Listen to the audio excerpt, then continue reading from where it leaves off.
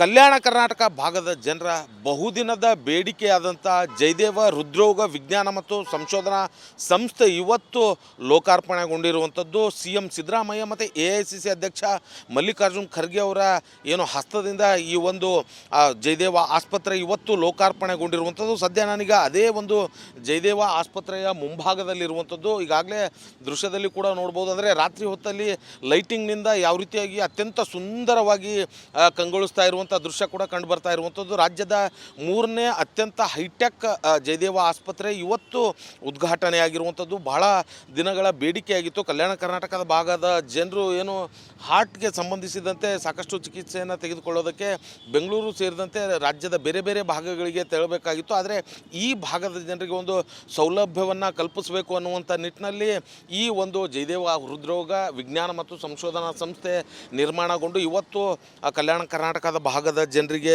ಲೋಕಾರ್ಪಣೆ ಆಗಿರುವಂಥದ್ದು. ಬಹಳ ಪ್ರಮುಖವಾಗಿ ಇಲ್ಲಿ ದೃಶ್ಯದಲ್ಲೂ ಕೂಡ ನೋಡ್ಬೋದು 371 ಶ್ರೀ ಜಯದೇವ ಹೃದ್ರೋಗ ವಿಜ್ಞಾನ ಮತ್ತು ಸಂಶೋಧನಾ ಸಂಸ್ಥೆ ಅನ್ನುವಂಥ ಒಂದು ಬೋರ್ಡನ್ನು ಹಾಕಿರುವಂಥದ್ದು. ಅಂದರೆ 371 ಬೆಡ್ಗಳ ಆಸ್ಪತ್ರೆ ಇದಾಗಿರುವಂಥದ್ದು. ಭಾಳ ಪ್ರಮುಖವಾಗಿ ಆರ್ಟಿಕಲ್ 371J ಜಾರಿಯಾಗಿ 10 ವರ್ಷಗಳು ಕಳೆದಿರುವಂಥ ಹಿನ್ನೆಲೆಯಲ್ಲಿ ಆರ್ಟಿಕಲ್ 371J ಸವಿನೆನಪಿಗಾಗಿ ಈ ಒಂದು 371 ಬೆಡ್ಗಳ ಜಯದೇವ ಆಸ್ಪತ್ರೆ ಇವತ್ತು ಉದ್ಘಾಟನೆಯಾಗಿರುವಂಥದ್ದು. ಭಾಳ ಪ್ರಮುಖವಾಗಿ ಈಗಾಗಲೇ ಏನು ರಾಜ್ಯದ ಜನರಿಗೆ ಇದನ್ನು ಲೋಕಾರ್ಪಣೆ ಮಾಡಿ ಕೊಟ್ಟಿರುವಂಥದ್ದು ಸಿ ಎಂ ಸಿದ್ದರಾಮಯ್ಯ ಮತ್ತು ಮಲ್ಲಿಕಾರ್ಜುನ್ ಖರ್ಗೆ ಅವರು. ಜನವರಿ ತಿಂಗಳಿಂದ ಇದು ಪೂರ್ಣಾವಧಿಯಲ್ಲಿ ಜನರ ಸೇವೆಗೆ ಲಭ್ಯವಾಗುತ್ತೆ. ಈಗಾಗಲೇ ಸಾಕಷ್ಟು ಜನರು ಕೂಡ ಈ ಒಂದು ಆಸ್ಪತ್ರೆಗೆ ಬಂದು ಸೆಲ್ಫಿಯನ್ನು ತೆಗೆದುಕೊಳ್ಳೋದಕ್ಕೆ ಮುಂದಾಗಿರುವಂಥದ್ದು, ಫೋಟೋಗಳನ್ನು ಕೂಡ ತೆಗೆದುಕೊಳ್ಳೋದಕ್ಕೆ ಮುಂದಾಗಿರುವಂಥದ್ದು. ಯಾಕಂತಂದರೆ ಸಾಕಷ್ಟು ಜನರು ಕೂಡ ಬಹಳ ದಿವಸಗಳಿಂದ ಬೇಡಿಕೆಯಾಗಿತ್ತು. ಅಂದರೆ ಇಲ್ಲಿ ಒಂದು ಜಯದೇವ ಆಸ್ಪತ್ರೆ ಫುಲ್ ಫ್ಲೆಡ್ಜ್ ಆಗಿ ಓಪನ್ ಆಗಬೇಕು ಅನ್ನುವಂಥ ಒಂದು ಆಸೆ ಇತ್ತು. ಆ ನಿಟ್ಟಿನಲ್ಲೇ ಇವತ್ತು ಅದು ರಾಜ್ಯದ ಜನರಿಗೆ ಲೋಕಾರ್ಪಣೆ ಆಗಿರುವಂಥದ್ದು.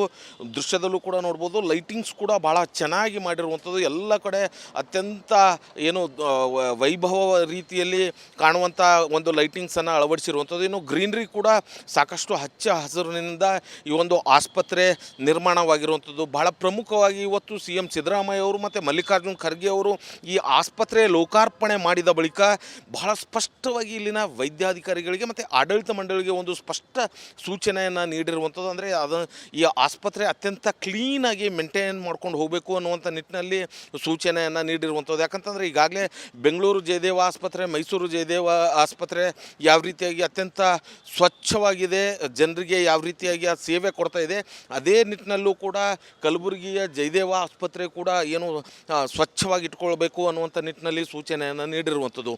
ಆಸ್ಪತ್ರೆಯ ಹೊರಭಾಗದ ದೃಶ್ಯ ಇದಾದರೆ ಇನ್ನು ಆಸ್ಪತ್ರೆಯ ಒಳಭಾಗದಲ್ಲಿ ಯಾವ ರೀತಿಯಾಗಿದೆ ಅನ್ನುವಂಥದ್ದು ಕೂಡ ತೋರಿಸ್ತೀನಿ. ಇದು ಮೇನ್ ಎಂಟ್ರೆನ್ಸ್ ಗೇಟ್ ಆಗಿರುವಂಥದ್ದು. ಅಂದರೆ ಈಗಾಗಲೇ ಇವತ್ತು ಏನು ಈ ಆಸ್ಪತ್ರೆ ಉದ್ಘಾಟನೆ ಮಾಡಿರುವಂಥದ್ದು, ಉದ್ಘಾಟನೆಯ ಒಂದು ಶಿಲೆ ಕೂಡ ಇಲ್ಲಿ ಅಳವಡಿಸಿರುವಂಥದ್ದು. ಜನರು ಕೂಡ ಇನ್ನೂ ರಾತ್ರಿ ಆದರೂ ಕೂಡ ಬಂದು ಅದನ್ನು ಫೋಟೋ ತೆಗೆದುಕೊಂಡು ಹೋಗೋದಕ್ಕೆ ಮುಂದಾಗಿರುವಂಥದ್ದು. ದೃಶ್ಯದಲ್ಲೂ ಕೂಡ ನೋಡ್ಬೋದು. ಎಲ್ಲ ಕಡೆ ಹೂಗಳಿಂದ ಅಲಂಕಾರವನ್ನು ಕೂಡ ಮಾಡಿರುವಂಥದ್ದು. ಯಾಕಂತಂದರೆ ಇವತ್ತು ಇದನ್ನು ಉದ್ಘಾಟನೆ ಮಾಡಿ ಜನರಿಗೆ ಅನುಕೂಲ ಆಗಲಿ ಅನ್ನುವಂಥ ನಿಟ್ಟಿನಲ್ಲಿ ಕೂಡ ಏನು ಆ ಒಂದು ಒಪ್ಪಿಸಿರುವಂಥದ್ದು. ಈಗಾಗಲೇ ದೃಶ್ಯದಲ್ಲೂ ಕೂಡ ನೋಡ್ಬೋದು. 371 ಹಾಸಿಗೆ ಸಾಮರ್ಥ್ಯದ ಕಲಬುರಗಿ ಶಾಖೆಯ ಲೋಕಾರ್ಪಣೆ ದಿನಾಂಕ ಎಲ್ಲವೂ ಕೂಡ ಅದರಲ್ಲಿ ಮೆನ್ಷನ್ ಮಾಡಿರುವಂಥದ್ದು. ಇನ್ನು ಆಸ್ಪತ್ರೆಯ ಒಳಭಾಗದಲ್ಲೂ ಕೂಡ ಅತ್ಯಂತ ಸುಸಜ್ಜಿತವಾದಂಥ ಆಸ್ಪತ್ರೆ ನಿರ್ಮಾಣವಾಗಿರುವಂಥದ್ದು. ಅತ್ಯಂತ ಆರಂಭ ಆಗಿರುವಂಥ ಹಿನ್ನೆಲೆಯಲ್ಲಿ ತುಂಬ ಕ್ಲೀನಾಗಿ ಇರುವಂಥದ್ದು. ಹಾಗೆ ಅದೇ ರೀತಿಯಾಗಿ ಈ ಒಂದು ಆಸ್ಪತ್ರೆಯನ್ನು ಮೇಂಟೈನ್ ಮಾಡ್ಕೊಂಡು ಹೋಗಬೇಕು ಅನ್ನುವಂಥ ನಿಟ್ಟಿನಲ್ಲಿ ಕೂಡ ಸಿ ಎಂ ಸಿದ್ದರಾಮಯ್ಯ ಮತ್ತು AICC ಅಧ್ಯಕ್ಷರು ಕೂಡ ಸ್ಪೆಸಿಫಿಕ್ಕಾಗಿ ತಿಳಿಸಿರುವಂಥದ್ದು. 377 ಕೋಟಿ ರೂಪಾಯಿ ವೆಚ್ಚದಲ್ಲಿ ಈ ಒಂದು ಆಸ್ಪತ್ರೆ ನಿರ್ಮಾಣವಾಗಿರುವಂಥದ್ದು. ಈ ಆಸ್ಪತ್ರೆಯನ್ನು ಜನವರಿ ತಿಂಗಳಿಂದ ಈ ಭಾಗದ ಜನರಿಗೆ ಇದನ್ನು ಏನು ಆರೋಗ್ಯ ಸೌಲಭ್ಯವನ್ನು ಕಲ್ಪಿಸುವಂಥ ಕೆಲಸ ಆಗುತ್ತೆ. ಇನ್ನು ಇಡೀ ಆಸ್ಪತ್ರೆಯ ನೋಟ ಹೇಗಿದೆ ಅನ್ನೋದ್ರ ಬಗ್ಗೆ ಇಲ್ಲೊಂದು ಮಾಡೆಲ್ ಇದೆ, ನಾನು ತೋರಿಸ್ತಾ ಹೋಗ್ತೀನಿ. ಅಂದರೆ ಇದು ಯಾವ ರೀತಿಯಾಗಿ ಆಸ್ಪತ್ರೆ ಇದೆ, ಸಂಪೂರ್ಣವಾಗಿ ಈ ಆಸ್ಪತ್ರೆಯ ದೃಶ್ಯವನ್ನು ಇಲ್ಲಿ ನೋಡ್ತಾ ಇರುವಂಥದ್ದು. ಒಟ್ಟು 1ನೇ ಫ್ಲೋರ್ವರೆಗೂ ಕೂಡ ಈ ಒಂದು ಆಸ್ಪತ್ರೆ ಇರುವಂಥದ್ದು. ಈ ರೀತಿಯಾದಂಥ ಆಸ್ಪತ್ರೆಯಲ್ಲಿ ಒಟ್ಟು 3 ಕ್ಯಾತ್ ಲ್ಯಾಬ್ ಮತ್ತು 3 ಆಪ್ರೇಷನ್ ಥಿಯೇಟರ್ ಸೇರಿದಂತೆ 371 ಬೆಡ್ಗಳು ಕೂಡ ಇರುವಂಥದ್ದು. ಅತ್ಯಂತ ಸುಸಜ್ಜಿತವಾದಂಥ ಆಸ್ಪತ್ರೆ ನಿರ್ಮಾಣವಾಗಿರುವಂಥದ್ದು. ಇಲ್ಲೆಲ್ಲವೂ ಕೂಡ ಕ್ಲಿಯರ್ ಕಟ್ಟಾಗಿ ಮೆನ್ಷನ್ ಮಾಡಿರುವಂಥದ್ದು. ಅಂದರೆ ಹಾಸ್ಪಿಟಲ್ನ ಯಾವ್ಯಾವ ಬ್ಲಾಕಲ್ಲಿ ಏನೇನಿದೆ ಅನ್ನುವಂಥದ್ದು ನಂಬರ್ 1 to 11ವರೆಗೂ ಎಲ್ಲೆಲ್ಲಿ ಏನೇನಿದೆ ಅನ್ನೋದ್ರ ಬಗ್ಗೆ ಕೂಡ ಅಂದರೆ ಸ್ಪೆಸಿಫಿಕ್ಕಾಗಿ ಗೊತ್ತಾಗಲಿ ಅನ್ನುವಂಥ ನಿಟ್ಟಿನಲ್ಲಿ ಅದನ್ನು ಎಲ್ಲವೂ ಕೂಡ ಮೆನ್ಷನ್ ಮಾಡಿಟ್ಟಿರುವಂಥದ್ದು. ಈ ರೀತಿಯಾದಂಥ ಒಂದು ದೃಶ್ಯ ಇಲ್ಲಿ ನೋಡ್ತಾ ಹೋಗೋದಾದರೆ ಇನ್ನು ಆಸ್ಪತ್ರೆಯ ಒಳಭಾಗದ ದೃಶ್ಯಗಳು ಕೂಡ ನೋಡ್ಬೋದು. ಇನ್ನೂ ಕೂಡ ಜನ ರಾತ್ರಿ ಆದರೂ ಕೂಡ ಈ ಒಂದು ಹಾಸ್ಪಿಟಲ್ ಉದ್ಘಾಟನೆಗೊಂಡಂಥ ಲೋಕಾರ್ಪಣೆಗೊಂಡಂಥ ಹಾಸ್ಪಿಟಲ್ಗೆ ಬಂದು ಎಲ್ಲರೂ ಕೂಡ ಓಡಾಡಿ ನೋಡ್ತಾ ಇರುವಂಥದ್ದು. ಯಾಕಂತಂದರೆ ಈ ಜನರ ಬಹಳ ದಿನದ ಕನಸು ಕೂಡ ಇದಾಗಿತ್ತು. ಇಲ್ಲೊಂದು ಜಯದೇವ ಹಾರ್ಟ್ ಆಸ್ಪತ್ರೆ ಆಗಬೇಕು ಅನ್ನುವಂಥ ನಿಟ್ಟಿನಲ್ಲಿ ಬಹಳ ಬೇಡಿಕೆಯಾಗಿತ್ತು. ಅದು ಇವತ್ತು ಲೋಕಾರ್ಪಣೆಗೊಂಡಿರುವಂಥದ್ದು. ಹಾಗಾಗಿ ಜನ ಖುಷಿಯಾಗಿ ಬಂದು ತಮ್ಮ ಮೊಬೈಲ್ನಲ್ಲಿ ಆ ಒಂದು ದೃಶ್ಯಗಳನ್ನು ಕೂಡ ಸೆರೆ ಹಿಡಿದು ತಮ್ಮ ವಾಟ್ಸಪ್ ಸ್ಟೇಟಸ್ ಸೇರಿದಂತೆ ಸೋಷಿಯಲ್ ಮೀಡಿಯಾಗಳಲ್ಲಿ ಅದನ್ನು ಹಾಕ್ಕೊಂಡು ಭಾಳ ಖುಷಿಯನ್ನು ಪಡ್ತಾ ಇರುವಂಥದ್ದು. ಇಲ್ಲಿ ಬಂದಂಥ ರೋಗಿಗಳಿಗೆ ಏನೋ ಗೊತ್ತಾಗಲಿ ಅನ್ನುವಂಥ ನಿಟ್ಟಿನಲ್ಲಿ ಎಲ್ಲವೂ ಕೂಡ ಮೆನ್ಷನ್ ಮಾಡಿ ಒಂದು ಬೋರ್ಡನ್ನು ಕೂಡ ಹಾಕಿರುವಂಥದ್ದು. General OPD, TMT, ECG, echo, blood sample collection, x ray laboratory, ಈ ರೀತಿಯಾದಂಥ ಬೇರೆ ರೀತಿಯಾದಂಥ ಏನು ಚೆಕಪ್ಗಳಿಗೆ ಬಂದಂಥವ್ರಿಗೆ ಬೇಕಾದಂಥ ಎಲ್ಲ ವ್ಯವಸ್ಥೆಗಳನ್ನು ಕೂಡ ಇರುವಂಥದ್ದು. ಇನ್ನು ಇಲ್ಲೊಂದು ಮೊದಲ ಮಹಡಿಯಲ್ಲೂ ಕೂಡ ಸಾಕಷ್ಟು ವ್ಯವಸ್ಥೆ ಇರುವಂಥದ್ದು. ಅಲ್ಲೂ ಕೂಡ ಏನೋ ಜನರಿಗೆ ಚಿಕಿತ್ಸೆಯನ್ನು ಕೊಡುವಂಥ ಕೆಲಸ ಆಗುತ್ತೆ. ಇಲ್ಲಿ ಈ ಒಂದು ಭಾಗದಲ್ಲಿ ನೋಡ್ತಾ ಹೋಗೋದಾದರೆ ಇದು ಜನರಲ್ OPD ಸಾಮಾನ್ಯ ಹೊರ ರೋಗಿಗಳ ವಿಭಾಗ ಆಗಿರುವಂಥದ್ದು. ಇಲ್ಲಿ ಔಟ್ ಪೇಷಂಟ್ಗಳು ಬಂದಂಥವರು ತಮ್ಮ ಚಿಕಿತ್ಸೆಯನ್ನು ತೆಗೆದುಕೊಳ್ಳುವಂಥ ಕೆಲಸಕ್ಕೆ ಮುಂದಾಗ್ತಾರೆ. ಸೊ ಇದು ಕೂಡ ಅತ್ಯಂತ ಸುಸಜ್ಜಿತವಾಗಿ ನಿರ್ಮಾಣವಾಗಿರುವಂಥ ಆಸ್ಪತ್ರೆ. ಇದು ಇವತ್ತು ಎಲ್ಲ ರೀತಿಯ ಆಸ್ಪತ್ರೆಯ ಕೊಠಡಿಗಳು ಕೂಡ ಎಲ್ಲ ರೀತಿಯಾದಂಥ ವ್ಯವಸ್ಥೆಯಲ್ಲಿ ರೆಡಿಯಾಗಿ ನಿಂತಿರುವಂಥದ್ದು.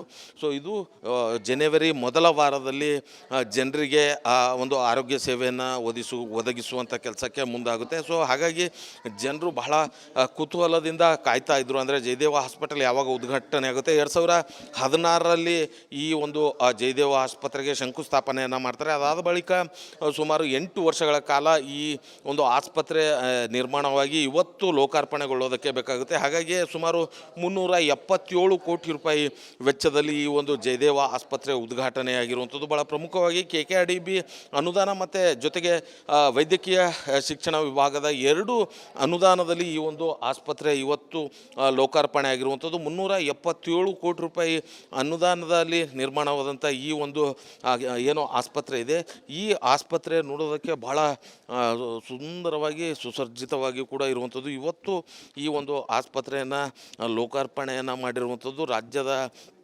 ಜನರಿಗೆ, ಅಂದರೆ ಈ ಭಾಗದ ಜನರಿಗೂ ಕೂಡ ಇದರ ಅನುಕೂಲ ಆಗುತ್ತೆ. ಇಲ್ಲದೆ ಹೋದರೆ ಈ ಭಾಗದ ಜನರು ಬೇರೆ ಕಡೆ ಹೋಗುವಂಥ ಪರಿಸ್ಥಿತಿ ಇತ್ತು. ಮಹಾರಾಷ್ಟ್ರ ಸೇರಿದಂತೆ ಬೆಂಗಳೂರು, ಈ ರೀತಿಯಾಗಿ ಬೇರೆ ಕಡೆ ಹೋಗಿ ತಮ್ಮ ಹಾರ್ಟ್ಗೆ ಸಂಬಂಧಿಸಿದಂಥ ಚಿಕಿತ್ಸೆಯನ್ನು ಪಡೆದುಕೊಂಡು ಬರ್ತಾಯಿದ್ರು. ಆದರೆ ಇನ್ನು ಮುಂದೆ ಜನರಿಗೆ ಎಲ್ಲ ರೀತಿಯಾದಂಥ ವ್ಯವಸ್ಥೆ ಕೂಡ ಇಲ್ಲೇ ಸಿಗುವಂಥ ವ್ಯವಸ್ಥೆಯನ್ನು ಮಾಡೋದಕ್ಕೆ ಮುಂದಾಗಿರುವಂಥದ್ದು. ಅದರಲ್ಲೂ ಕೂಡ ಬಹಳ ಪ್ರಮುಖವಾಗಿ ಕಲಬುರಗಿಯನ್ನು ಮೆಡಿಕಲ್ ಹಬ್ ಆಗಿ ಮಾಡಬೇಕು ಅನ್ನುವಂಥದ್ದು ಸಚಿವ ಶರಣಪ್ರಕಾಶ್ ಪಾಟೀಲ್ ಅವರ ಕನಸಾಗಿರುವಂಥದ್ದು. ಆ ನಿಟ್ಟಿನಲ್ಲೇ ಒಂದೊಂದೇ ಹಾಸ್ಪಿಟಲ್ಗಳನ್ನು, ಮಲ್ಟಿ ಸ್ಪೆಷಾಲಿಟಿ ಹಾಸ್ಪಿಟಲ್ಗಳನ್ನು, ತಾಯಿ ಮಕ್ಕಳ ಆಸ್ಪತ್ರೆಯನ್ನು, ಜಯದೇವ ಆಸ್ಪತ್ರೆಯನ್ನು ಈ ರೀತಿಯಾಗಿ ಕಲಬುರಗಿಯಲ್ಲಿ ಮಾಡೋದಕ್ಕೆ ಮುಂದಾಗಿರುವಂಥದ್ದು.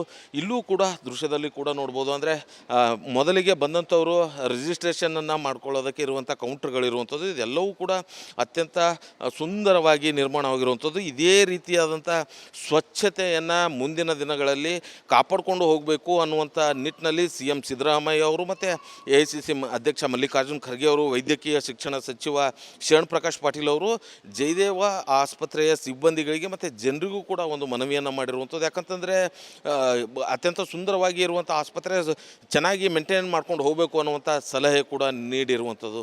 ಒಟ್ಟಿನಲ್ಲಿ ಈ ಭಾಗದ ಜನರು ಅಂದರೆ ಬೇರೆ ಕಡೆ ಹೋಗಿ ಹಾರ್ಟ್ಗೆ ಸಂಬಂಧಪಟ್ಟಂತೆ, ಹೃದಯಕ್ಕೆ ಸಂಬಂಧಪಟ್ಟಂಥ ರೋಗಕ್ಕೆ ಚಿಕಿತ್ಸೆಯನ್ನು ಪಡೆಯಲು ಬೇರೆ ಊರುಗಳಿಗೆ ತೆರಳಬೇಕಾದಂಥ ಜನರಿಗೆ ಇದೀಗ ಇಲ್ಲೇ ಎಲ್ಲ ರೋಗಗಳಿಗೂ ಕೂಡ ಚಿಕಿತ್ಸೆ ಸಿಗುವಂಥ ಸೌಲಭ್ಯ ರಾಜ್ಯದ ಜನರಿಗೆ ನೀಡಿರುವಂಥದ್ದು.